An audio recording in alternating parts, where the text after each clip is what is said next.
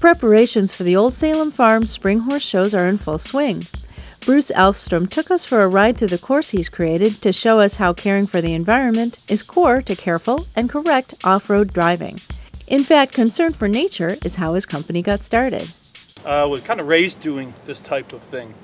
My father was a documentary filmmaker, my mother worked for the UN, so we were always in some corner of the world, not usually the nicest place, driving something like this to get around. So I fell in love with it then. During the process of working on my doctorate degree in biology, I was asked to start training people to drive off-road, because what I've been doing is field research.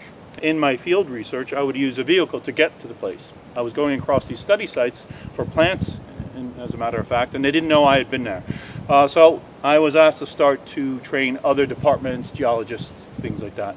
That idea formed itself into maybe starting a business like this. The hub of how I started training was based on environmental impact. No spinning wheels, well, that's good technique.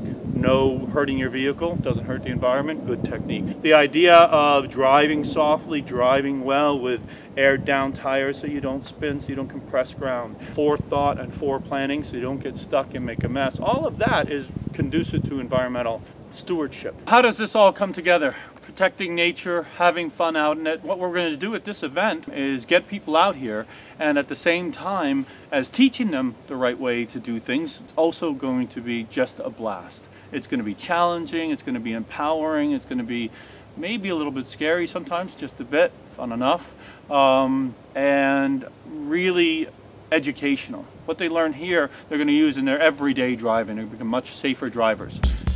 Land Rover of Mount Kisco and Land Rover of Larchmont are planning a thrilling day of driving off-road, and we put as much effort into protecting nature as we do in enjoying it.